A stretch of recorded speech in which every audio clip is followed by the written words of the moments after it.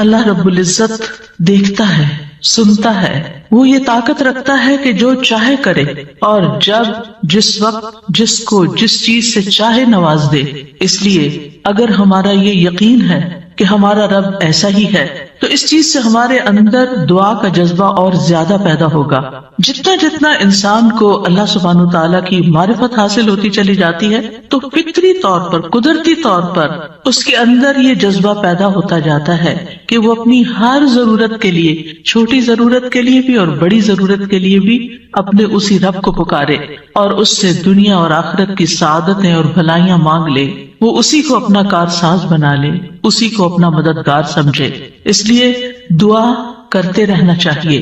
دعا کا نہ کوئی خاص وقت مقرر ہے کہ اس وقت کا آپ انتظار کریں تو دعا کر سکتے ہیں، نہیں، آپ ہر وقت دعا کر سکتے ہیں، اور نہ ہی اس کے لیے کوئی خاص قسم کا عمل کرنے کی ضرورت ہے کہ وہ عمل کریں گے تو ہی دعا کر سکتے ہیں، نہیں، اور نہ ہی اس کے لیے کسی زبان کی پابندی ہے کہ صرف آپ عربی میں ہی دعا کر سکتے ہیں۔ آپ اردو میں، اپنی مدر ٹنگ میں، کسی بھی زبان میں آپ دعا کر سکتے ہیں۔ وہ دعا اللہ تعالیٰ تک پہنچتی ہے، وہ دعا کو سنتا ہے اور اپنی حکمت کے مطابق اس کی قبولیت کا فیصلہ کرتا ہے کہ کیا بندے کو یہی چیز دے دی جائے جو وہ مانگ رہا ہے، یا اس سے بہتر کوئی چیز دی جائے، یا پھر اس سے کوئی بلا ٹالی جائے، یا اس کے لیے آخرت میں ذخیرہ کر لیا جائے، کیونکہ اس کے باقی اعمال اتنے نہیں ہیں کہ جن کی بنا پر یہ وہاں نجات پا سکے گا، تو اسے دنیا میں اس کی من پسند چیزیں دینے کی بجائے اس کے لیے آخرت میں اعمال کا ذخیرہ کر دیا جائے تاکہ اس کی آخرت میں نجات ہو سکے۔ لہذا ہم سب کو دعا کرتے رہنا چاہیے۔ دعا عظیم عبادت، شرف والی عبادت، وہ عبادت جس کو اللہ تعالیٰ پسند کرتا ہے، وہ عبادت کہ جسے چھوڑ دیا جائے تو اللہ تعالیٰ ناراض ہوتا ہے۔ دعا توحید کی بنیاد ہے، یہ ہمیں اپنے رب سے قریب کر دیتی ہے، اس سے ہماری مشکلات آسان ہوتی ہیں، تکلیفیں دور ہوتی ہیں، ہمیں برکتیں حاصل ہوتی ہیں۔ لہذا جو مشکلات سے نکلنا چاہتا ہے وہ دعا کو اپنے لیے لازم کر لے، کیونکہ اللہ تعالیٰ ہی پریشانیوں کو دور کرتا ہے۔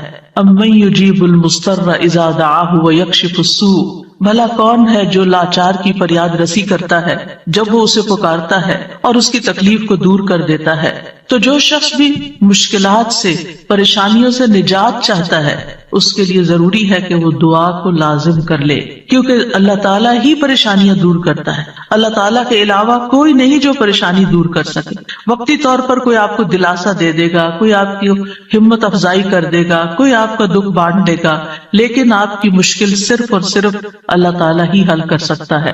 وَإِن يَمْسَسْكَ اللَّهُ بِضُرٍّ فَلَا كَاشِفَ لَهُ إِلَّا هُوَ وَإِن يَمْسَسْكَ بِخَيْرٍ فَهُوَ عَلَى كُلِّ شَيْءٍ قَدِيرٌ، اگر اللہ تجھے کوئی تکلیف پہنچائے تو اس کے سوا اسے کوئی دور کرنے والا نہیں، اور اگر وہ تجھے کوئی بھلائی پہنچائے تو وہ ہر چیز پر پوری طرح قادر ہے۔ ہم دیکھتے ہیں کہ عام طور پر لوگ مشکل وقت میں اللہ تعالیٰ کے سوا سب کو بھول جاتے ہیں۔ آخر میں انسان صرف اللہ ہی کو یاد کرتا ہے، اور یہ صرف مسلمان کے ساتھ ہی نہیں، نان مسلمز کے ساتھ، شرک کرنے والوں کے ساتھ، الحاد کا رستہ اختیار کرنے والوں کے ساتھ بھی یہی معاملہ ہے۔ اور اس میں ہم دیکھتے ہیں کہ ایک مرتبہ جب اکرمہ بن ابی جہل نبی صلی اللہ علیہ وسلم سے بھاگ کر کشتی پر سوار ہو گئے، مکہ سے بھاگ گئے اور پھر جزیرۃ العرب چھوڑنا چاہا، اور جس کشتی پر بیٹھے وہ سمندر کے بیچ میں جا کر ڈوبنے لگی، تو کشتی کے مالکوں نے کہا کہ لوگوں اخلاص کے ساتھ دعا کرو۔ اخلاص کا مطلب یہ ہے کہ بتوں کو بھول جاؤ اور صرف اللہ سے دعا کرو، اس لیے کہ اس کے ڈوبنے کو صرف اللہ ہی بچا سکتا ہے۔ تو اس وقت وہ چونک اٹھے کہ اسی چیز کی دعوت تو ہمیں محمد صلی اللہ علیہ وسلم دے رہے ہیں۔ اس وقت انہوں نے عہد کیا کہ اگر آج اے رب تو مجھے بچا لے گا تو پہلا کام میں یہ کروں گا کہ میں محمد صلی اللہ علیہ وسلم کے ہاتھ میں اپنا ہاتھ دے دوں گا، میں اسلام قبول کر لوں گا۔ اور پھر آپ جانتے ہیں کہ اکرمہ بن ابی جہل نے کس اخلاص کے ساتھ اسلام قبول کیا، تو دعا کی قبولیت ہی ان کے اسلام کا ایک ذریعہ بنی۔ اور دعا کرنے کی 3 صورتیں ہیں۔ ایک تو یہ کہ اللہ تعالیٰ کی توحید بیان کرنا، جس میں انسان کہتا ہے یا اللہ لا الہ الا اللہ لا الہ الا انت سبحانک انی کنت من الظالمین، یہ دعا کا ایک طریقہ ہے۔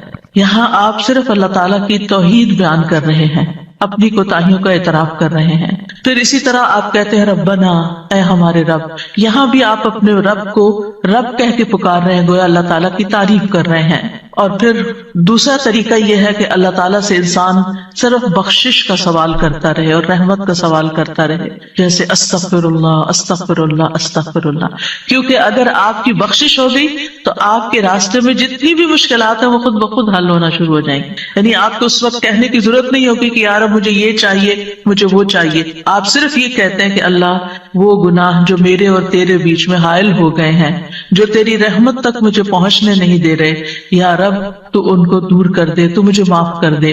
اور یہ چیز انسان کی مشکلات دور کرنے کا ذریعہ بن جاتی ہے اور اس کی حاجات پوری ہونے کا ذریعہ بن جاتی ہے، جو بھی اس کی زندگی میں کوئی حاجت اور ضرورت ہوتی ہے. اسی طرح کبھی آپ اللہ سے صرف رحمت کا سوال کر رہے ہوتے ہیں، یا حی یا قیوم برحمتک استغیث، صرف رحمت مانگ رہے ہوتے ہیں، کیونکہ اگر اللہ سبحانہ تعالیٰ کی رحمت آ جائے تو ساری مشکلات ہی آسان ہو جائیں، پھر تو کوئی غم ہی نہ رہے، کوئی پریشانی ہی نہ رہے.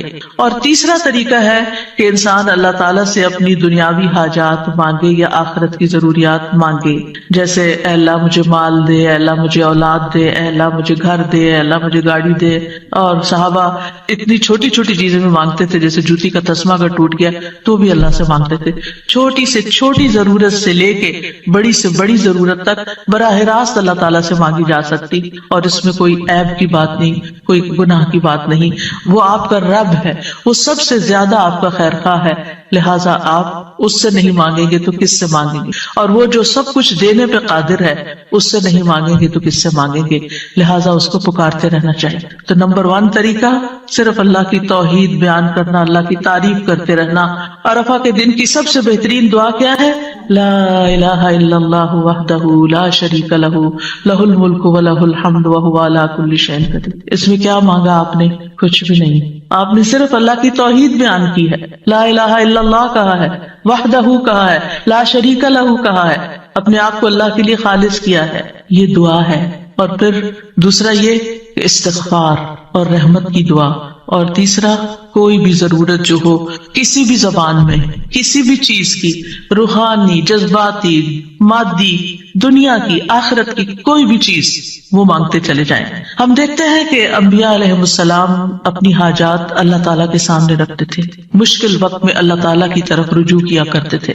کانوا اذا فزعوا الى الصلاۃ، یہ حدیث ہے مسند احمد کی کہ انبیاء پر جب بھی کوئی پریشانی آتی تو وہ نماز کی طرف متوجہ ہو جاتے تھے، نماز پڑھنے لگتے تھے. اور کل ہم نے پڑھا تھا کہ دعا کی 2 بڑی قسمیں ہیں، دعائے عبادت اور دعائے مسئلہ. کہ عبادت بھی بذات خود دعا ہے، دعائے حال ہے، یعنی ہم ایسی حالت میں ہیں، ایسی عبادت میں ہیں کہ جو اللہ کی رحمت کو ہماری طرف متوجہ کر رہی ہے. انسان سب سے زیادہ اللہ کے قریب کہاں ہوتا ہے؟ سجدے کی حالت میں، اقرب الیہ. لہذا خوب وہاں دعا کرنی چاہیے. تو نماز بذات خود پریئر ہے، اس کو کہتے بھی پریئر ہے. صلاۃ کا معنی بھی دعا ہے، تو وہ تو دعا کا مجموعہ ہے. اسی لیے وَاسْتَعِینُوا بِالصَّبْرِ وَالصَّلَاةِ، جب انسان پر کوئی مشکل آئے تو فوراً نماز کی طرف جائے اور نماز پڑھ کر اللہ تعالیٰ سے دعا بھی کرے. اور بذات خود اگر نوافل پہ نوافل بھی پڑھ رہا ہے یا طویل قیام کر رہا ہے، طویل سجدہ کر رہا ہے، تو یہ بھی ایک طرح سے دعا یا عبادت ہی کی حالت میں ہے. انبیاء علیہ السلام کی دعائیں کیوں قبول ہوئی؟ ہم ایک کے بعد ایک پیغمبر کے بارے میں قرآن مجید میں پڑھتے ہیں اور ہر پیغمبر کی دعا کے بارے میں پڑھتے ہیں کہ وہ قبول ہو گئی. کیوں؟ انہم کانوا یسارعون فی الخیرات ویدعوننا رغبا ورہبا. 2 کام تھے ان کے. ایک تو یہ کہ وہ نیکی کے کاموں میں بہت جلدی کرتے تھے، یسارعون فی الخیرات. تو دعاؤں کی قبولیت کے لیے کیا ہے؟ نیکیوں میں جلدی کریں، نیکیوں میں دوڑ لگائیں، نیکیوں میں آگے بڑھیں. وَيَدْعُونَنَا رَغَبًا وَرَهَبًا، اور وہ ہمیں پکارتے تھے رغبت کے ساتھ بھی اور رہبت کے ساتھ بھی، امید کے ساتھ بھی اور خوف کے ساتھ بھی. تو انسان کو اپنے رب کو امید اور خوف دونوں طریقوں سے پکارنا چاہیے. تو ہم دیکھتے ہیں کہ آدم علیہ السلام پر جب پریشانی آئی شیطان کے کہنے میں وہ آ گئے اور پھر انہوں نے دعا کی، ربنا ظلمنا انفسنا وان لم تغفر لنا وترحمنا لنکونن من الخاسرین، کہ اے ہمارے رب ہم نے اپنی جانوں پر ظلم کیا، اگر تو نے ہمیں نہ بخشا، ہم پر رحم نہ کیا تو ضرور ہم خسارہ پانے والوں میں سے ہو جائیں گے. تو کیا ہوا؟ اللہ تعالیٰ نے دعا قبول کی. فتلقى آدم من ربه کلمات فتاب علیہ انہ هو التواب الرحیم. اللہ سبحانہ تعالیٰ نے آدم علیہ السلام کی توبہ قبول کر لی. نوح علیہ السلام کی قوم نے ان کے ساتھ بہت برا سلوک کیا. کذبت قبلہم قوم نوح فکذبوا عبدنا وقالوا مجنون وازدجر فدعا ربہ انی مغلوب فانتصر. ان سے پہلے قوم نوح نے بھی جھٹلایا تھا، بس انہوں نے ہمارے بندے کو جھٹلا دیا اور کہنے لگے یہ مجنون ہے، اور وہ بری طرح جھڑک دیا گیا. یعنی قوم کے فباش قسم کے لوگ ان کو ساتھ ڈانٹ ڈپٹ بھی کرتے تھے. اور بعض روایات میں آتا ہے کہ انہوں نے ان کو اتنا مارا کہ بے ہوش کر دیا. تو انہوں نے اپنے رب کو پکارا، انی مغلوب، رب میں مغلوب ہو گیا ہوں، میرا ان پہ کوئی بس نہیں چلتا، میں ان کے ساتھ ہر طریقہ آزما چکا ہوں، یہ نہیں مانتے، بس تو میری مدد کر. کیا ہوا؟ اللہ تعالیٰ فرماتے وَنُوحًا إِذْ نَادَى مِن قَبْلُ فَاسْتَجَبْنَا لَهُ فَنَجَّيْنَاهُ وَأَهْلَهُ مِنَ الْكَرْبِ الْعَظِيمِ. اور نوح کو بھی جب اس نے اس سے پہلے پکارا تو ہم نے اس کی دعا قبول کر لی، پھر اسے اور اس کے گھر والوں کو بہت بڑی گھبراہٹ سے بچا لیا. وَلَقَدْ نَادَانَا نُوحٌ فَلَنِعْمَ الْمُجِيبُونَ. اور بلا شبہ یقیناً نوح نے ہمیں پکارا تو یقیناً ہم بہت اچھے قبول کرنے والے ہیں. اللہ تعالیٰ نے ان کی دعا قبول کر لی اور پوری قوم کو ڈبو دیا سوائے ایمان والوں کے، اور اپنے بندے کا بدلہ لے لیا. یونس علیہ السلام کی مثال ہمارے سامنے ہے کہ جب اپنی قوم سے ناراض ہو کر غضبناک ہو کر چلے گئے تھے، چلتے چلتے سمندر تک، سمندر سے کشتی میں، کشتی سے مچھلی کے پیٹ میں، اور مچھلی چلی گئی سمندر کی تہہ میں. اندھیروں پر اندھیرے. فنادا فی الظلمات ان لا الہ الا انت سبحانک انی کنت من الظالمین. تو اس نے اندھیروں میں پکارا، تیرے سوا کوئی معبود نہیں، تو پاک ہے، یقیناً میں ظلم کرنے والوں میں سے ہوں. تو ہم نے اس کی دعا قبول کر لی اور اسے غم سے نجات دے دی. اور اسی طرح ہم ایمان والوں کو نجات دیتے ہیں، اوروں کو بھی دیں. ان ساری مثالوں میں ہمارے لیے سبق ہے. ہمارے حالات کتنے بھی تنگ ہوں، ہم کتنے بھی پریشانی میں ہوں، لیکن پیغمبروں سے زیادہ پریشانی ہم پر نہیں آئی. بعض جگہوں پر آتا ہے کہ آدم علیہ السلام 300 سال تک یہ دعا کرتے رہے، روتے رہے کہ مجھ سے غلطی ہوئی ہے. بالآخر رب نے ان کو کلمات سکھائے اور پھر دعا انہوں نے مانگی اور ان کی نجات ہوئی. بعض اوقات آزمائشیں لمبی ہو جاتی ہیں، لیکن ہمیشہ یقین رکھیے کہ رب سنتا ہے، وہ ضرور سنے گا، وہ کبھی بھی مجھے محروم نہیں کرے گا. لم اکم بدعائک رب شقیہ، تجھ سے مانگ کر اے رب میں کبھی بھی نامراد نہیں ہوا، تو ضرور سننے والا ہے. پھر ایوب علیہ السلام 18 سال تک ایک بیماری میں مبتلا رہے ہیں. وَأَيُّوبَ إِذْ نَادَى رَبَّهُ أَنِّي مَسَّنِيَ الضُّرُّ وَأَنْتَ أَرْحَمُ الرَّاحِمِينَ فَاسْتَجَبْنَا لَهُ فَكَشَفْنَا مَا بِهِ مِنْ ضُرٍّ وَآتَيْنَاهُ أَهْلَهُ وَمِثْلَهُمْ مَعَهُمْ رَحْمَةً مِنْ عِنْدِنَا وَذِكْرَى لِلْعَابِدِينَ. اور ایوب جب اس نے اپنے رب کو پکارا کہ بے شک مجھے تکلیف پہنچی ہے اور تو رحم کرنے والوں میں سب سے زیادہ رحم کرنے والا ہے، تو ہم نے اس کی دعا قبول کر لی، بس اسے جو تکلیف تھی دور کر دی، اور اس کے گھر والے اور ان کے ساتھ اتنے ہی اور عطا کر دیے اپنے پاس سے رحمت کے طور پر. ان لوگوں کے لیے یاد دہانی ہے یہ جو عبادت کرنے والے ہیں. یعنی بعض اوقات انسان سوچتا ہے میں عبادت بھی کرتا ہوں، میں اللہ تعالیٰ کی حرام کردہ چیزوں سے بھی بچتا ہوں، لیکن میں دعا کرتا رہتا ہوں مگر میری دعا نہیں سنی جاتی، معلوم نہیں کیوں. اب دیکھیے کس طرح یعقوب علیہ السلام سال ہاں سال تک، بعض روایات میں 40 سال اور بعض میں اس سے بھی زیادہ وقت کے لیے وہ بیٹے سے جدا ہوئے تھے اور مسلسل دعا کرتے رہے، مایوس نہیں ہوئے. اللہ تعالیٰ نے بالآخر ان کی دعا سن لی. چھوڑنا نہیں، پیچھے نہیں ہٹنا.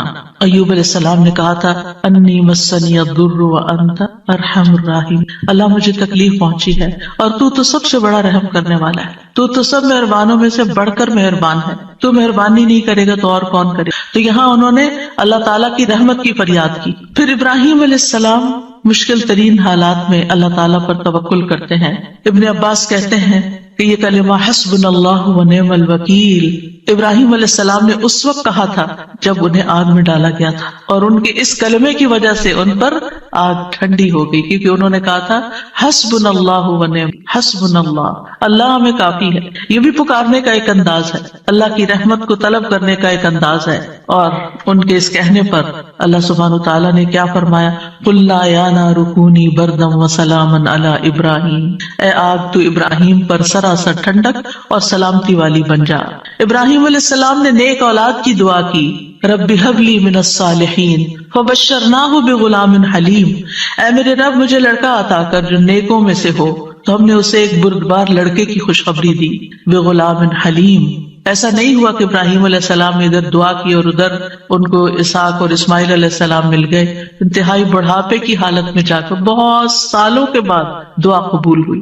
انبیاء علیہ السلام کے علاوہ ہم دیکھتے ہیں کہ دیگر افراد بھی جنہوں نے اللہ تعالیٰ سے دعا کی، اللہ سبحانہ تعالیٰ نے ان کی دعا سن لی۔ سورۃ المؤمن میں جو مرد مومن ہے، جو فرعون کے دربار میں سے ہی ایک شخص اٹھتا ہے اور پھر وہ لوگوں کو نصیحت کرتا ہے اور کیا کہتا ہے، فَسَتَذْكُرُونَ مَا أَقُولُ لَكُمْ وَأُفَوِّضُ أَمْرِي إِلَى اللَّهِ ان اللہ بصیر بالعباد۔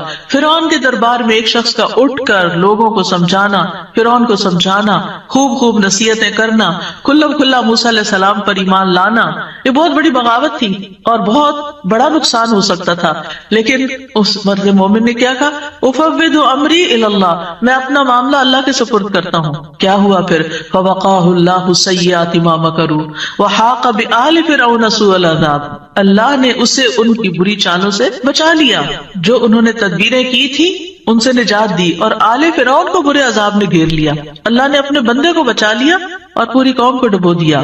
پھر اسی طرح کچھ واقعات احادیث میں آتے ہیں، جیسے غار والوں کا قصہ ہے، کس طرح اللہ سبحانہ وتعالیٰ نے ان کی دعائیں سنی اور صرف دعاؤں کے نتیجے میں غار کے دروازے سے پتھر ہٹ گیا اور وہ باہر نکل آئے۔ پھر اسی طرح ایک اور بچے کا واقعہ ملتا ہے جسے بادشاہ نے جادوگر کے پاس جادو سیکھنے کے لیے بھیجا، تو اس نے جادو سیکھنے کی بجائے الٹا اللہ تعالیٰ کی پہچان کا علم کسی سے حاصل کر لیا راستے میں۔ جب بادشاہ کو پتا چلا تو بہت ناراض ہوا اور غصے میں آ کر اس نے کہا کہ اس بچے کو فلاں پہاڑ پہ لے جاؤ اور اسے پہاڑ کی چوٹی سے گرا دو تاکہ یہ ہلاک ہو جائے، اور اگر یہ اپنے دین سے پھر جائے تو اسے چھوڑ دینا، انکار کرے تو نیچے پھینک دینا۔ بادشاہ کے جو ساتھی تھے وہ لڑکے کو پہاڑ کی چوٹی پر لے گئے۔ اس لڑکے نے ایک دعا مانگی، اللہم اکفنیہم بما شئت، اللہم اکفنیہم بما شئت، اے اللہ جس طرح تو چاہے تو مجھے ان کے مقابلے میں کافی ہو جا، ان کے مقابلے میں تو میرا ساتھ دے۔ تو کہتے ہیں پہاڑ پر ایسا زلزلہ آیا کہ جس سے اس کے سارے ساتھی جو لے کے گئے تھے وہ سارے گر گئے، وہ سب الٹے گرے اور وہ لڑکا چلتا ہوا بادشاہ کی طرف دوبارہ آ گیا۔ بادشاہ نے اس لڑکے سے پوچھا تیرے ساتھیوں کا کیا ہوا؟ لڑکے نے کہا اللہ مجھے ان سے کافی ہو گیا۔ بادشاہ نے پھر اس لڑکے کو اپنے ساتھیوں کے اور لوگوں کے حوالے کر کے کہا کہ اسے ایک چھوٹی سی کشتی میں بٹھاؤ اور سمندر کے بیچ میں جا کے کشتی الٹ دو، اس کو وہاں پھینک دو، اگر یہ اپنے دین سے پھر جائے تو چھوڑ دینا، انکار کرے پھینک کے آ جانا۔ بادشاہ کے ساتھی اس لڑکے کو لے کر گئے تو لڑکے نے پھر یہی دعا کی، اللہم اکفنیہم بما شئت، اے اللہ تو جس طرح چاہے مجھے ان سے کافی ہو جا۔ پھر وہ کشتی بادشاہ کے ساتھیوں سمیت الٹ گئی، سب غرق ہو گئے اور وہ لڑکا چلتا ہوا واپس بادشاہ کے پاس آ گیا۔ بادشاہ نے اس لڑکے سے کہا تیرے ساتھیوں کا کیا ہوا؟ کہنے لگا اللہ مجھے ان کے مقابلے کے لیے کافی ہو گیا۔ اور واقعی اللہ ہی کافی ہوتا ہے دشمن سے نبٹنے کے لیے۔ انسان کے اپنے پاس زور نہیں ہوتا، طاقت نہیں ہوتی، ہم کمزور ہوتے ہیں، لیکن اگر اللہ کی مدد آ جائے تو انسان ہر طرح کی مشکلات پہ قابو پا سکتا ہے۔ آسیہ علیہ السلام کی مثال ہمارے سامنے ہے کہ کس طرح انہوں نے فرعونیوں سے نجات کے لیے دعا مانگی اور کہا رب ابن لی عندک بیتا فی الجنہ ونجنی من فرعون وعملہ ونجنی من القوم الظالمین، اے میرے رب میرے لیے اپنے پاس جنت میں ایک گھر بنا دے اور مجھے فرعون سے اور اس کے عمل سے نجات دے اور مجھے ظالم قوم سے نجات دے۔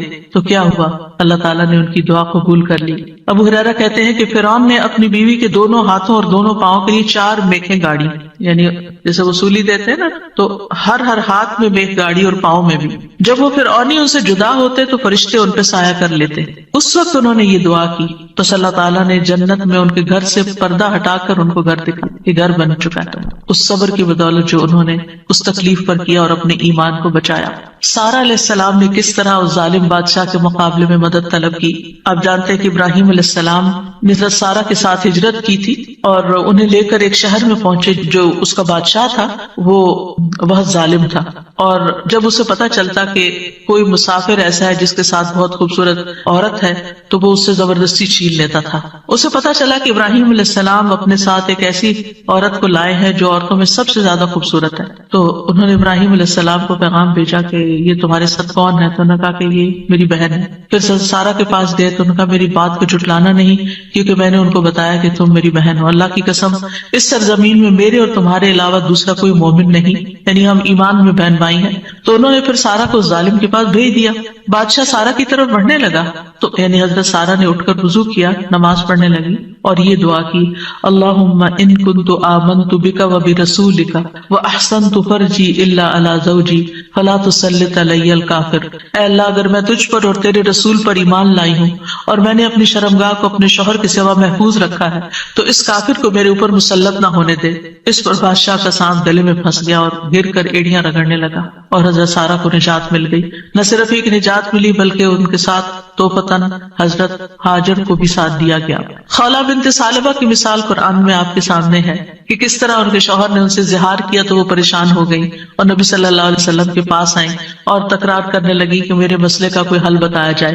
تو اس پر اللہ سبحانہ وتعالیٰ نے کیا آیات نازل، قد سمع اللہ قول التی تجادلک فی زوجہا وتشتکی الی اللہ واللہ یسمع تحاورکما۔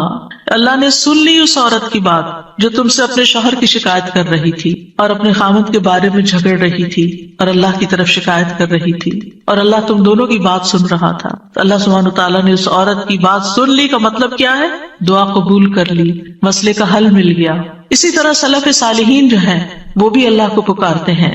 امت کے جو نیک لوگ ہیں ان میں سب سے پہلے صحابہ کرام ہیں۔ وہ سب سے بڑھ کر اللہ تعالیٰ کو جاننے والے تھے، اللہ تعالیٰ کی معرفت رکھتے تھے، وہ اللہ کے رسول کو جاننے والے تھے، وہ دین میں سب سے زیادہ بصیرت رکھتے تھے اور سب سے زیادہ دعا کرنے کے ادب آداب سے واقف تھے کہ کیسے دعا کی جاتی ہے۔ ہم دیکھتے ہیں کہ عمر بن خطاب رضی اللہ عنہ دعا کے ذریعے اپنے دشمن کے خلاف فتح طلب کرتے تھے اور یہ دعا ان کے لشکروں میں سے عظیم لشکر تھا۔ کہتے ہیں نا کہ اللہ تعالیٰ کے لشکر ہیں، جیسے سکینت بھی اللہ کے لشکروں میں سے ایک لشکر ہے، تو وہ دعا کو بھی اللہ کا ایک لشکر سمجھتے تھے۔ وہ اپنے ساتھیوں سے کہا کرتے تھے تم کثرت تعداد کی بنیاد پر فتح نہیں دیے جاتے بلکہ تمہاری مدد آسمان سے کی جاتی ہے۔ اللہ تمہاری مدد کرتا ہے یعنی تمہاری دعائیں سنتا ہے۔ اسی طرح عبداللہ بن زبیر کے بارے میں آتا ہے، وہ کہتے ہیں کہ جمل کی جنگ کے موقع پر جب زبیر رضی اللہ عنہ کھڑے ہوئے تو مجھے بلایا، میں ان کے پہلو میں جا کر کھڑا ہو گیا، بیٹے ہیں ان کے۔ انہوں نے کہا بیٹا آج کی لڑائی میں ظالم مارا جائے گا یا مظلوم؟ میں سمجھتا ہوں کہ آج میں مظلوم قتل کیا جاؤں گا اور مجھے سب سے بڑی فکر اپنے قرضوں کی ہے۔ کیا تمہیں بھی کچھ اندازہ ہے کہ قرض ادا کرنے کے بعد ہمارا کچھ مال بچ سکے گا؟ پھر انہوں نے کہا بیٹے ہمارا مال فروخت کر کے اس سے قرض ادا کر دینا۔ کہنے لگے بیٹا اگر قرض ادا کرنے سے عاجز ہو جاؤ تو میرے مولا سے اس میں مدد چاہنا، کام نہ ہو تو اللہ سے مدد چاہنا۔ عبداللہ نے بیان کیا کہ اللہ کی قسم، ان کے بیٹے کہتے ہیں اللہ کی قسم میں ان کی بات اس وقت نہ سمجھ سکا۔ میں نے پوچھا اے میرے بابا من مولا کا، آپ کا مولا کون ہے؟ قال اللہ، کہنے لگے اللہ۔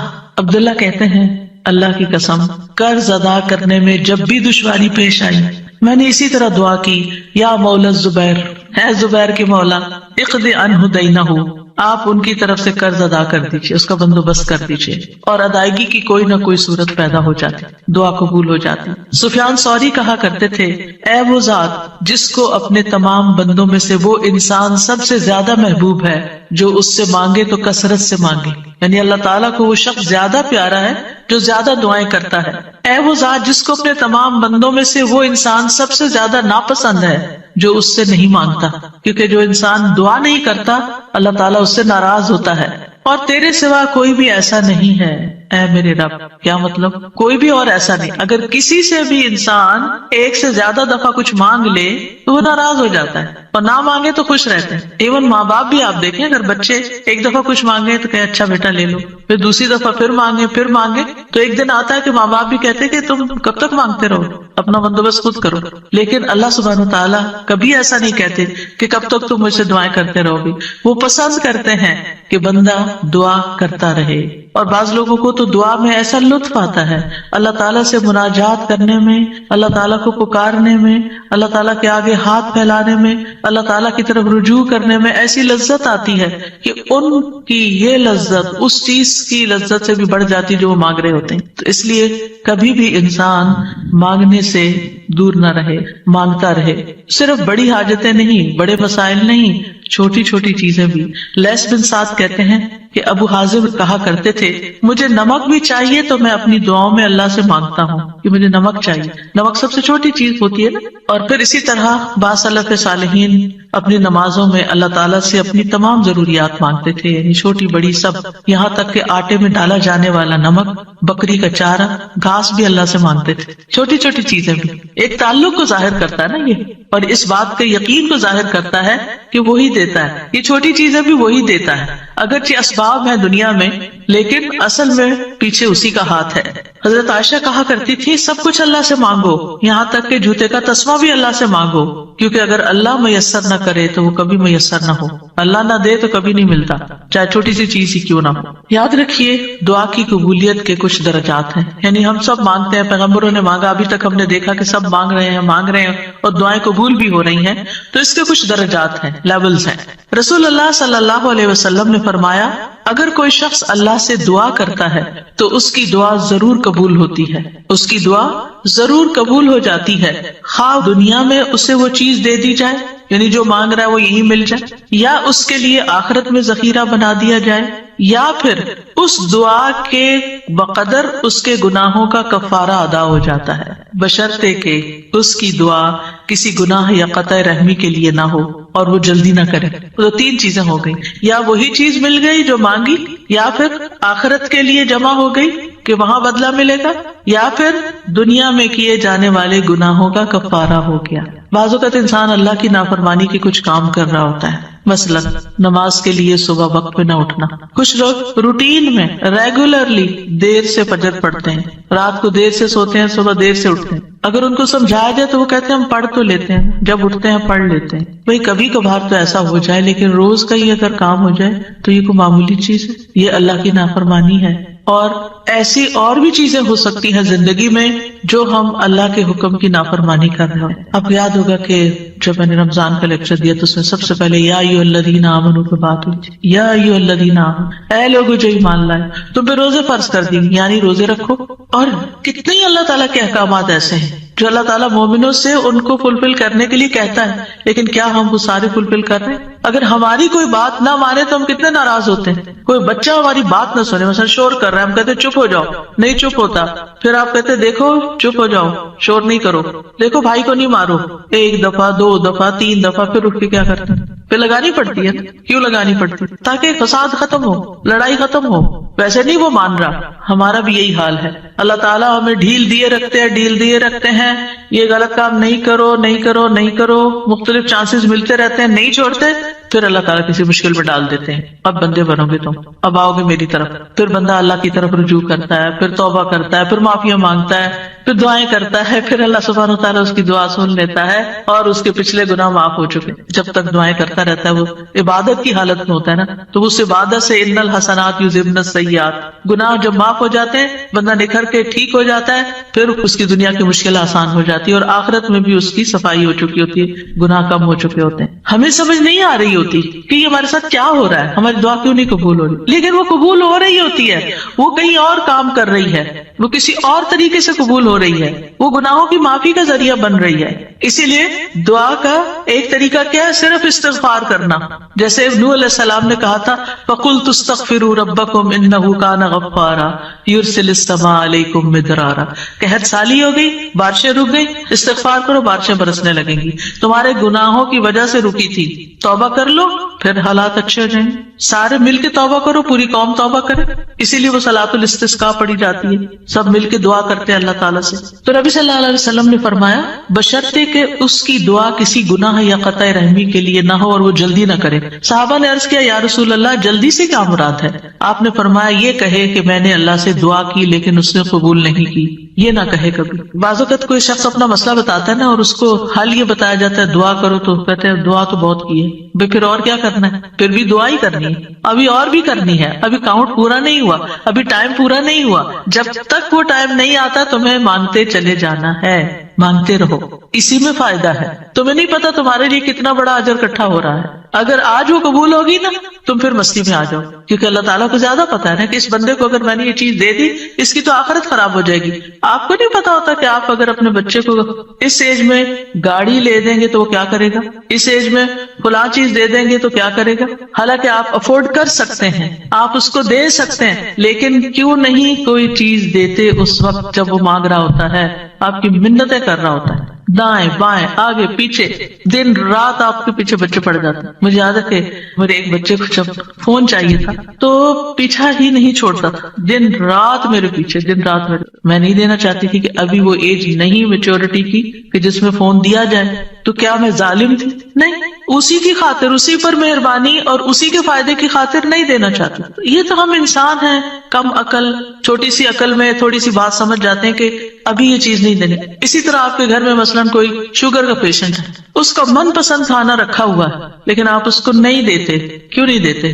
ایسا نہیں ہے کہ وہ ہے نہیں کھانا، سب کچھ ہے، لیکن اس لیے نہیں دیتے کہ وہ کھا کر بیمار ہوگا اور بیمار ہوگا، سخت نقصان ہو سکتا ہے. نہیں دینا. تو کیا اللہ تعالیٰ کو نہیں پتا کہ جو کچھ ہم مانگ رہے ہیں وہ ابھی ہمیں اس کو دینا ہے یا نہیں دینا، ابھی یہ کام ہو جانا چاہیے یا نہیں ہو جانا چاہیے؟ اس کو ہم سے زیادہ پتا ہے. وَلِلَّهِ الْمَثَلُ الْأَعْلَى. اس لیے کوئی بھی اگر دعا قبول نہیں ہوتی کوئی بات نہیں، موقع غنیمت جانے اللہ سے قریب ہونے کا، قریب تر ہوتے جانے کا.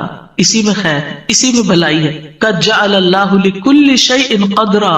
اللہ نے ہر چیز کا ایک اندازہ رکھا ہے، وقت رکھا ہے، ایک ٹائم ہے، اس پر ہو جائے گا. اب یہ جو تین ہے قبولیت کے راستے، ان میں سے سب سے پہلا کہ کبھی اللہ تعالیٰ وہ چیز دے دیتا ہے جو ہم مانگتے ہیں. مثلاً ابراہیم علیہ السلام نے نیک بیٹا مانگا تھا، ربی حبلی من الصالحین. انہوں نے صرف بیٹا نہیں مانگا، کہا ربی حبلی من الصالحین، اللہ مجھے نیک بیٹا دے. کتنی عقل مند ہے نا. ہم جب کوئی چیز مانگتے ہیں تو بس کہتے ہیں کچھ مل جائے، بس جو بھی مل جائے لے لیں گے. نہیں، کوالٹی والی چیز مانگے، اللہ سب کچھ دے سکتا ہے. تو اللہ تعالیٰ نے کیا کیا، فبشرناہ بغلام حلیم. تو ہم نے اسے ایک بہت بردبار لڑکے کی، بہت ٹالرنٹ، بہت ہمبل، بہت اچھے اخلاق والے بچے کی خوشخبری دی. آپ دیکھیں کہ ہم حلم اور برداشت کو نیکی نہیں عام طور پہ سمجھتے کہ یہ بھی کوئی نیکی، حالانکہ یہ نیکیوں کی بنیاد بن جاتی. جس بندے کے اندر ٹالرنس ہوتی ہے وہ دوسرے کی بات سن کے برداشت کر جاتا ہے، وہ وار سہ جاتا ہے، وہ شوق برداشت کر لیتا ہے. کہ کتنی بڑی کوالٹی، کتنی بڑی خوبی کہ کوئی آپ کو اوفینڈ کرے اور آپ اوفینڈ نہ ہو، اور اگر ہو بھی تو آپ برداشت کر جائیں اور اپنے منہ سے کچھ نہ بولیں، ایک کان سے سونے دوسرے سے نکال دیں اور اس کو دل پر نہ لیں. کچھ لوگوں کا حال یہ ہوتا ہے کہ اگر چھوٹی سی بھی کوئی بات ان کو کہہ دے تو وہ ان کے اندر ایسی ہلچل مچاتی ہے کہ انہیں ہر چیز بھول جاتی ہے اور وہ وہی سوچے جاتے. یہ بھی اپنے آپ کو ٹارچر دینا ہے. جس نے وہ بات کی اس کو تو شاید خبر بھی نہ ہو، تو میٹھی نیند سو رہا ہو اور آپ خواہ اپنے بستر پہ کروٹ بدل رہے ہیں. تو یہ کیا ہے؟ ریزسٹنس نہیں ہے آپ کے اندر. آپ ہر چیز لیے جا رہے ہیں اپنے اوپر. بھیا کیوں اپنے اوپر ہر چیز لیے جا رہے ہیں؟ پر پھینکے اس کو اٹھا کے کہ اس نے کہا، اس کا اخلاق، اس کی غلطی اسی پر. میں اپنے دل میں یہ نہیں سوچوں. اپنے آپ کو بول کے کہا کرے. آواز کا بھی ایک اثر ہوتا ہے. بولا کرے مجھے اس بات کو اب نہیں سوچنا، مجھے اس کو محسوس نہیں کرنا، مجھے اپنے دل میں نہیں رکھنا. اور پیٹرن بریک کر کے کچھ ایسی چیز پڑھے، کچھ ایسا کام کرے کہ بھول جائیں اس کو. اور نیکسٹ ٹائم وہ شخص سامنے آئے تو منہ بنا کے اور غصے کی آنکھوں سے مت دیکھیں، اچھے سے اسمائل کر کے دیکھیں، اچھے سے اسمائل کر کے بات کریں. ہم دیکھیں گے کہ وہ جو غصہ آیا بھی تھا نا وہ کہیں چلا جائے گا. لیکن ہم غصے کو پرورش دیتے ہیں، اس کی پرورش کرتے ہیں. کہا تھا نا اس نے، اب میں نے اس کے ساتھ یہ کر، اندر ہی کھچڑی پکاتے رہتے. اور جب وہ شخص سامنے آتا ہے تو کوئی نہ کوئی سخت لفظ بول جاتے ہیں کیونکہ ہم بدلہ لینا چاہ رہے ہوتے. اب کیا ہے، آپ نے تو ایک لفظ بولا، ہو سکتا ہے وہ 10 اور بول دے. آپ بتائیں کیا کریں؟ مسئلہ تو حل نہیں ہوا، مسئلہ تو وہیں کھڑا رہا، پریشانی تو وہیں رہی. تو کیا فائدہ ہوا؟ تو اس لیے یہ حلم کی کوالٹی جو ہے، یہ برداشت کی کوالٹی جو ہے، بہت بڑی خوبی ہے. اور آپ دیکھیے کہ اگر آپ کے بچے کے اندر یہ ہے نا تو آپ بڑی خوش قسمت پیرنٹ ہیں کہ آپ اس کو ڈانٹ رہے ہیں، آپ اس کو سنا رہے ہیں اور وہ آگے سے آپ کو جواب نہیں دیتا. کتنے خوش قسمت ہیں آپ کہ آپ کا بچہ آپ کی ڈانٹ سن لیتا ہے، آپ کا بچہ آپ کا غصہ برداشت کر جاتا ہے اور پھر بھی آپ کے ساتھ اچھا سلوک کرتا ہے. یہ کوئی چھوٹی نعمت ہے، یہ ہے نیک ہونا، یہ نیکی کی علامت ہے. انہوں نے کہا اللہ نیک بچہ چاہیے، اللہ نے کہا اچھا یہ حلیم بچہ لے لے، حلم والا ہے. اسی لیے تو جب انہوں نے کہا آؤ میں تمہیں ذبح کرتا ہوں تو وہ حاضر ہو گئے. ٹھیک ہے ذبح بھی کر لیں. آج آپ دیکھیں کہ بعض اوقات ہمارے بچے دنیاوی لحاظ سے بڑے کامیاب ہوتے ہیں لیکن ایک چھوٹی سی بات ان کو کہہ دیں تو وہ اتنے زیادہ اوفینڈ ہو جاتے ہیں. تو وہ آنکھوں کی ٹھنڈک تو نہ ہوئے نا, صرف ان کی دنیاوی کامیابی, وہ تو ان کے اپنے لیے ہیں دنیاوی کامیابی. ٹھیک ہے ماں باپ کو بھی نیک نامی سے کچھ حصہ مل جاتا ہے لیکن ماں باپ کی آنکھوں کی ٹھنڈک اولاد کی نیکی ہوتی ہے. یہ جو ہم کہتے ہیں نا ربنا ہب لنا من ازواجنا وذریاتنا قرۃ اعین, تو ایک ایمان والے کے لیے آنکھوں کی ٹھنڈک اس میں ہوتی ہے کہ بچہ خیر اور بھلائی کے کتنے کام کرتا ہے. بہرحال ان کی دعا قبول ہو گئی. کبھی ایسا بھی ہوتا ہے کہ مانگی ہوئی چیز سے اللہ تعالیٰ زیادہ بہتر چیز آپ کو دیتا ہے. آپ کچھ اور مانگ رہے تھے, آپ کو مانگنا نہیں آ رہا تھا, اللہ تعالیٰ کو آپ پر پیار آیا, آپ نے چھوٹا مانگا, اللہ نے اس سے بڑھ کر آپ کو دے دی. کئی دفعہ ہم کہتے ہیں نا کہ میں نے تو کبھی یہ سوچا بھی نہیں تھا, میں نے اتنا نہیں مانگا تھا. میرے ایک رشتے دار ہیں, اللہ نے ان کو بہت دیا, تو کبھی میری بات ہوتی ہے ان سے تو کہتے ہیں کہ میں نے اتنا نہیں مانگا تھا, میں نے اتنا نہیں مانگا تھا, اور اللہ تعالیٰ دیتا ہی چلا جا رہا ہے. تو ایسا بھی ہوتا ہے. Perfect balance. اور جو شخص اس اصول کے مطابق زندگی بسر کرتا ہے وہ زیادہ پروڈکٹیو انسان ہوتا ہے, زیادہ بہتر طور پر کام کر سکتا ہے اور زیادہ بہتر صحت کے ساتھ زیادہ اچھے کاموں میں آگے جا سکتا ہے. پھر ہے نیند اللہ کی نشانیوں میں سے ایک قابل ذکر نشانی بھی ہے. اللہ تعالیٰ کا ارشاد ہے وَمِنْ آيَاتِهِ مَنَامُكُمْ بِاللَّيْلِ وَالنَّهَارِ وَابْتِغَاؤُكُمْ مِنْ فَضْلِهِ إِنَّ فِي ذَلِكَ لَآيَاتٍ لِقَوْمٍ يَسْمَعُونَ. اور تمہارا رات اور دن میں سونا, اور دن میں سونے سے مراد قیلولہ ہے نہ کہ دن بھر سونا, اور اس کے فضل کو تلاش کرنا اس کی نشانیوں میں سے ہے, یعنی دن میں کام کرنا اس کی نشانیوں میں سے ہے. بے شک اس میں سننے والوں کے لیے بہت سی نشانیاں ہیں, یعنی جو بات کو غور سے سنتے ہیں, غور و فکر کر سکتے ہیں. نیند انسان کو اس قابل بنا دیتی ہے کہ انسان تازہ دم ہو کر دن بھر اپنے کام کاج احسن طریقے سے انجام دے اور اللہ کا شکر کرے, کیونکہ اللہ سبحانہ وتعالیٰ نے یہاں پر وَلَعَلَّكُمْ تَشْكُرُونَ کی بات کی کہ تم شکر ادا کرو, کہ شکر اللہ کا جس نے نیند بنائی, اور شکر اللہ کا کہ جس نے رات کے بعد دن بنایا. تو یہ نعمتیں کس لیے ہیں کہ انہیں استعمال کرنے کے ساتھ ساتھ شکر ادا. شکر گزاری کا بہترین طریقہ یہ ہے کہ انسان ہر موقع پر اللہ تعالیٰ کو یاد رکھے. یعنی شکر گزاری کیسے؟ ہمارے اوقات اللہ کی یاد میں گزرے اور اس کی رضا کے مطابق اپنے صبح و شام بسر کرے, یہ ہے شکر گزاری. تو اس میں کرنے کے کام کیا ہیں, نتائج نکالیے. کیا سمجھ میں آئی, کیا کریں؟ What to do. رات کو سونا چاہیے, پہلا سبق. ٹھیک ہے. دوسرا سبق, دن کو کام کرنا چاہیے. پہلا سبق, رات کو سونا چاہیے. دوسرا, دن کو کام کرنا چاہیے. تیسرا, شاباش, کام کرنا چاہیے تاکہ اللہ تعالیٰ کا فضل تلاش کرے. ٹھیک ہے نا. ان نعمتوں پر اللہ تعالیٰ کا شکر ادا کرنا چاہیے اور اللہ تعالیٰ کی نشانیوں پر غور و فکر کرنا چاہیے اور دن میں قیلولہ کرنا چاہیے. بس ان آیات سے اور اس لیسن سے یہ بات ہمیں سمجھ میں آتی. ٹھیک. جی اللہ کی باتیں سننی بھی چاہیے, صرف پڑھنی ہی نہیں, سننی بھی چاہیے. یعنی آپ سوچ رہے ہوں گے کہ یہ باتیں تو ہم خود بھی بیٹھ کے گھر میں کتاب پڑھ سکتے تھے. مجھے آج کسی نے کہا یہ 4 دن آپ کیا کریں گی, یہ تو چھوٹی سی کتاب ہے, یعنی 1 گھنٹے میں آپ ساری کتاب پڑھ سکتے ہیں, کوئی مسئلہ نہیں. لیکن خود پڑھنے میں اور سب کے ساتھ مل کر پڑھنے میں اور پھر پڑھتے ہوئے غور و فکر کرنے میں اور پھر عمل کی نیت سے پڑھنے میں بہت فرق ہے. انفارمیشن کا حاصل کرنا بہت آسان ہے لیکن اس کو ڈائجسٹ کر کے اس کو اپنے عمل میں لانا, اپنی عادات کو تبدیل کرنا انتہائی مشکل کام ہے. تو اس کے لیے تو 4 دن بھی تھوڑے ہیں, لیکن چلے 4 دن کی زندگی کچھ کام کر لی. آگے چلتے ہیں.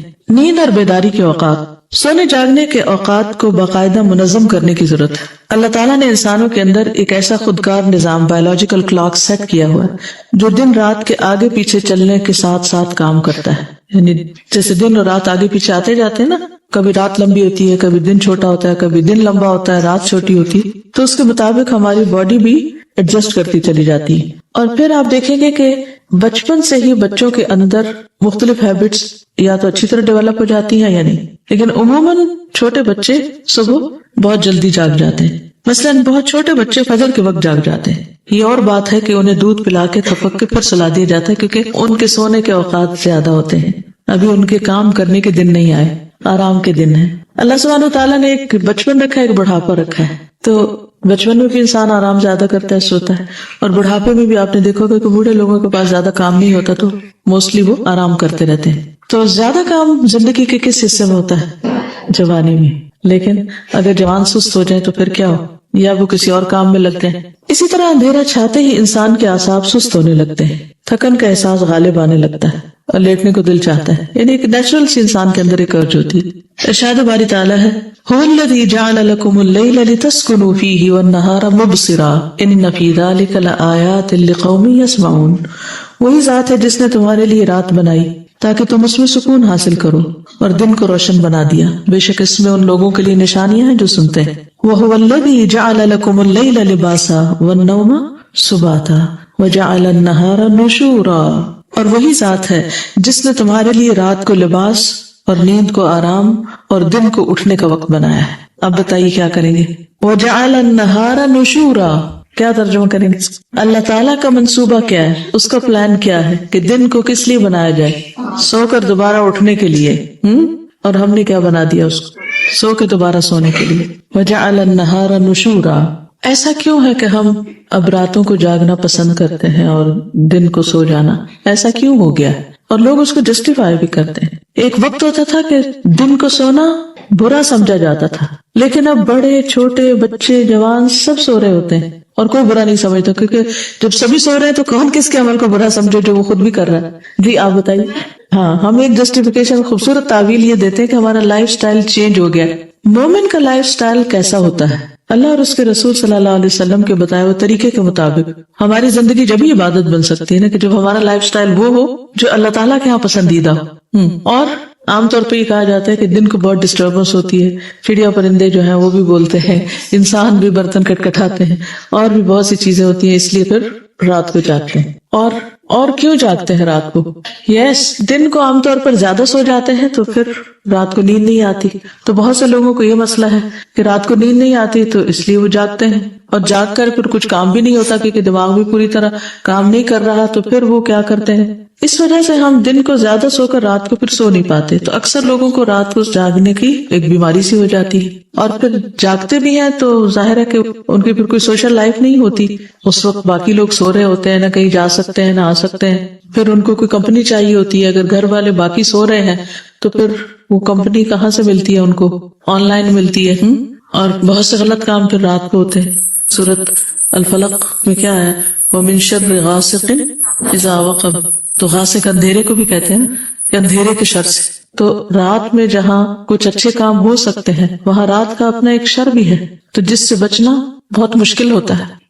جی بعض اوقات کام زیادہ ہوتا ہے، اس میں انسان دن کے اوقات کو اگر صحیح طور پر استعمال کرے تو دن میں کام ختم ہو سکتا ہے. اگر کبھی کبھار زیادہ ہو جائے کام تو رات کو جاگا جا سکتا ہے، لیکن اس کا یہ مطلب نہیں کہ پھر دن میں اس سے ڈبل سوئیں. وہی جو آپ دن میں سو رہے ہیں وہ دن کو کام کر لیتے، کیونکہ دن کے وقت اور خصوصاً دن کے پہلے وقت میں اللہ سبحانہ وتعالیٰ نے بہت برکت رکھی اور کام جلدی مکمل بھی ہو جاتے ہیں. کچھ جابس ایسی ہیں کہ جو نائٹ شفٹس ہوتی ہیں جن میں جاگنا ہی پڑتا ہے، لیکن وہ چند لوگوں کی ہونی چاہیے نا. کسی ریزن کے تحت تو ایکسیپشنل کیس ہر چیز میں ہے. مثلاً روزے فرض کیے گئے لیکن جو بیمار ہوتے ہیں ان کے لیے رخصت ہے. نماز فرض کی گئی لیکن کچھ لوگوں کے لیے رخصت ہے کہ وہ مخصوص دنوں میں نماز نہ پڑھے. تو رخصت تو ہر چیز میں، ہر کیس میں. یہاں عمومی بات ہو رہی ہے کہ فطرت کا ایک عام قانون اور تقاضا کیا ہے اور اس کے خلاف جانے کے نقصانات کیا ہیں. تو رات کو جاگنے کے نقصانات پر ہمیں غور کرنا چاہیے، خواہ وہ صحت کے اعتبار سے ہو، خواہ وہ سوشل لائف کے اعتبار سے ہو، خواہ وہ ہماری ریلیشن شپ کے اعتبار سے ہو. کیونکہ اگر مثلاً کوئی شوہر رات بھر جاگتا ہے اور دن پر سوتا ہے تو اس کے ریلیشن اپنی بیوی اور بچوں کے ساتھ کیسے ہوں گے؟ تو لائف ڈسٹرب ہوگی نا. اچھا اب کیا ہے کہ جب ہم دن کو سوتے ہیں تو کھانے پینے کے اوقات بھی بدل جاتے ہیں. اب کھانے پینے کے اوقات میں ہمارا پورا بایولوجیکل سسٹم جو ہے ہماری باڈی کا وہ ڈسٹرب ہوتا ہے، کیونکہ رات کے مختلف حصوں میں مختلف آرگنز بہتر کام کرتے ہیں. یعنی جب ہم سو رہے ہوتے ہیں تو ہمارے اندرون جسم جو ہے وہ کام کرنا شروع کر دیتا ہے، اس کی اوور آلنگ ہو رہی ہوتی ہے. سر کے بالوں سے لے کے آنکھیں اور دل دماغ ہر چیز خصوصاً رات کے مخصوص حصوں میں مخصوص فنکشن ہوتے ہیں ان کے. ریسنٹلی مجھے ایک ڈاکٹر کو دیکھنے کا اتفاق ہوا تو اس نے مجھے دن کے 11 سے 1 بجے اور 5 سے 7 بجے شام کو سرٹن فوڈ استعمال کرنے کے لیے کہا کہ اس وقت آپ کے جسم کا مخصوص حصہ زیادہ کام کر رہا ہوتا ہے. اگر آپ اس وقت یہ ڈائٹ لیں گی تو آپ کی صحت میں ڈراسٹک چینج آئے گا, اور واقعی میں اس سے فرق محسوس کر رہی ہوں. اور بعض اوقات جسم کا ایک حصہ اس وقت ریسٹ کر رہا ہوتا ہے, اور ہم مثلا معدہ ریسٹ کر رہا ہے, اس کے ریسٹ کرنے کا ٹائم ہے. مجھے ایک ڈاکٹر نے یوں سمجھایا تھا کہ جیسے دن کے مختلف گھنٹے ہوتا ہے تو اسی طرح جسم کے مختلف اعضاء گھنٹوں کے مطابق کام کر رہے ہوتے ہیں. لیکن مڈ آف دا نائٹ اگر اسٹمک کے سونے کا وقت ہے یا لیور اس وقت آرام کر رہا ہے اور ہم اس وقت کھانا کھا رہے ہیں تو ہم اپنے جسم کے ساتھ بھی لڑ رہے ہیں نا. وہ آرام کرنا چاہتا ہے, ہم اس کو جگا کے کہتے ہیں تم کام کرو. سوچئے اگر آپ کے ساتھ کوئی ایسا کرے تو کیا ہوگا, صحیح فنکشن نہیں کرے گا, پھر معدہ اپسیٹ ہوگا. جب معدہ خراب ہوگا تو پھر جسم کا کون سا حصہ صحیح ہوگا, سارا ہی بیمار ہوگا. اور اس سے طرح طرح کی بیماریاں جنم لے رہی. تو اس لیے جب ہم رات کو جاگتے ہیں تو ہماری نہ صرف یہ کہ فزیکل کنڈیشن پر اثر پڑتا ہے بلکہ کچھ ہارمونز جو ہیں وہ رات کو ہی جسم سے خارج ہوتے ہیں, اور اگر ہم جاگتے ہیں تو وہ کام نہیں کرتے, اور جس کی وجہ سے کئی قسم کی ڈسٹربنسز پیدا ہو جاتی ہیں. تو نہ صرف یہ کہ جسمانی طور پر ہم متاثر ہوتے ہیں, روحانی طور پر بھی, کیونکہ دن میں نمازوں کے اوقات آتے ہیں. جو لوگ راتوں کو جاگتے ہیں وہ دن کی نمازیں قضا کر جاتے ہیں. بعض اوقات لیٹ جب سوتے ہیں تو فجر کے لیے اٹھنا مشکل. پھر بعض اوقات دن کو جب سو جاتے ہیں, اگر ظہر پڑھ کے نہیں سوئے تو ظہر قضا, اگر عصر نہیں پڑھ کر سوئے تو عصر قضا. بعض لوگ تو مغرب اور عشاء تک یہی کچھ کرتے ہیں, پھر جو ہی رات ہوتی ہے ان کا دن چڑھ جاتا ہے, پھر وہ صبح تک جاگتے ہیں. اس طرح ان کی عبادت میں خلل, ریلیشن شپ میں خلل, جسمانی نظام میں, کھانے پینے کے اوقات میں, ہر طرح سے وہ نہ صرف یہ کہ اپنے لیے بلکہ گھر والوں کے لیے بھی ڈسٹربنس کریٹ کرتے ہیں. ایسے لوگوں کی زندگی عبادت کہاں سے بن سکتی ہے؟ ہاں ایکسیپشنل کیسز ہیں, کوئی ڈاکٹر ہے تو ظاہر ہے بیمار ہے کوئی تو اسے رات کو جاگنا ہے. اسی طرح اگر کوئی پائلٹ ہے اسے رات کی فلائٹ لے کر جانی ہے, اس کو جاگنا ہے. کوئی طالب علم ہے اس کا امتحان ہے تو اپنی نیند کو کم کر کے رات کے کچھ حصے میں پڑھ رہا ہے تو ٹھیک ہے. لیکن ایک عام انسان جو ایک بیکاری کی زندگی بسر کر رہا ہے وہ گھر والوں کے لیے بھی ایک بوجھ بنا ہوا ہے اور خود اپنے لیے ایک وبال جان ہے. اگر رات کو آپ دیر سے سوئے بھی ہیں کسی وجہ سے تو بھی صبح اپنے مخصوص وقت پر اٹھنا ضروری ہے, کیونکہ اس وقت جسم جاگ جاتا ہے. اگر جسم جاگ رہا ہے اور آپ زبردستی سو کر اس کو سلا رہے ہیں تو اس سے بھی ایک اندر کنٹرڈکشن ہوگی اور آپ تھکے تھکے فیل کریں گے.